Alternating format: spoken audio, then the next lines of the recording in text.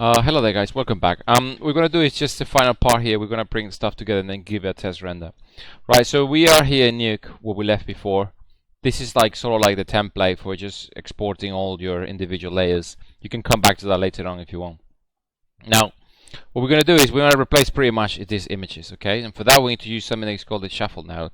So, but before I move on with that, I'm just gonna go and bring that Photoshop file.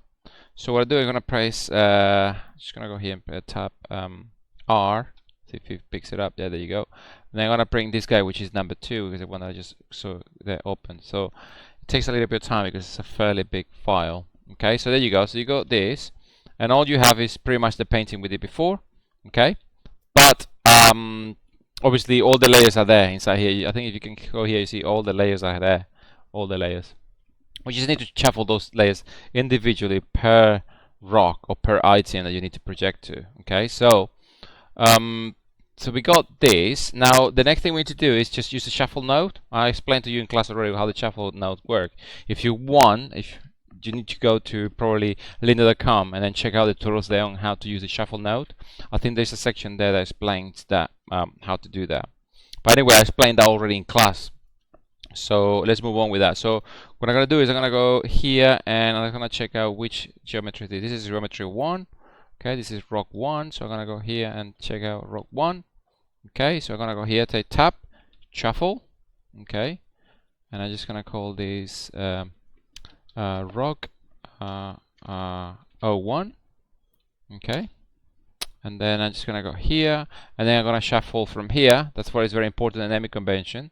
Foreground rock underscore RGB. So the moment I go RGB, you see now this here is being shuffled. That layer is now here. The reason it doesn't align is because the resolution that we have here. Remember that we upres this stuff. You can see the stuff here is I think it's Q. Yeah, we got 4000 pixels by 2250, and we have 1920 at the end, so that's why it doesn't match, but we will match eventually. Okay, don't worry. So here for the second pipe we go RGB, but we don't want the alpha from here because we go on individual black and white image, which is the alpha. So we go here and we say foreground rock 1 alpha. Okay, and then we pick any channel. Remember it's a black and white, so any channel would do. Press A, that's your alpha.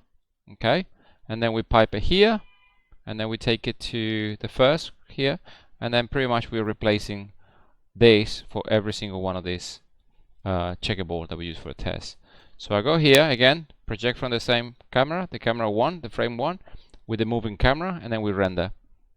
And let's see what happens.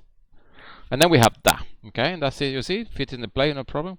This edge thing here is because the pre-multiplication issue that we talked about.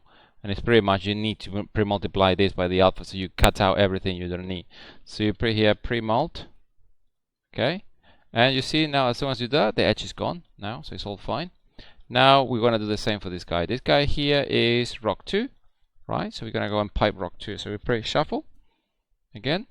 Take this guy here. I'm gonna press, I think it's Control, and I can get this little button there, so we can this nice, neat. And I'm just gonna call this guy rock underscore 2, right? And then again we see what we want from here, and we want the foreground rock 2 RGB. We don't want the alpha, we want rock 2 alpha, and any channel will do. Press again A, and that's your alpha there. Okay, and then we replace this guy. There you go, we replace this one here, and then we take this guy on the side there, might need it later. And again, another shuffle. And this is gonna be rock 3. I haven't renamed these. Let's see who's this guy here. Rock 3. Yep, that's right. I'm gonna put it here, so I like to work. Rock 3. Okay, and I'm gonna go here. Take this guy, put it there. Control. So we got these little dots there. And we're gonna call this guy rock 3. Okay, and again we take here foreground rock 3 RGB, foreground A, and any channel will do, red, green, and blue. There you go. No, there you go there. So that's the one. A there, that's fine. And we replace this. Okay, and then I'll forget about that. And we take this here. Okay, And again, the shuffle, right? Got it from there. There you go. I'm just gonna put it here, control, so I can put another note there. And this is gonna be rock 4, right? Again, we go here, RGBA, RGB 4A, and that will be any channel. There you go. And we take this guy here. Now all this has to be the same. I can put it directly here. For 1, 2. I don't need to go through the switch. The switch was only a test, so you can switch between these two cameras to test it. So I got this here, and I go all the way there. See what it gets. Now you see I put all the elements back in there. Now all we have to do now is frame this, and I'm just gonna play it. I think I got an issue here. I forgot to pre-multiply the last one. You see this here? Let's stop it right there. See this? It's because we forgot to pre-multiply. So I haven't pre-multiplied any of these guys. So I got here this, tap, pre-mult. There you go, you get rid of that. Pre-mult. Goes rid of this, you see? And the other one, it's another pre-mult. Not in there, it's an overkill. Go to there, and we go to there. And that should do it. Now, let's do that, and then frame it, and then just play it and see what happens. It's a bit heavy, this file. I think it's the Photoshop, it's a bit heavy.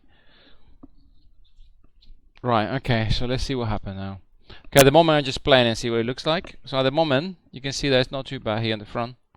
Okay, you see you got parallax here happening a little bit here. That's because we got 2 elements there in depth. So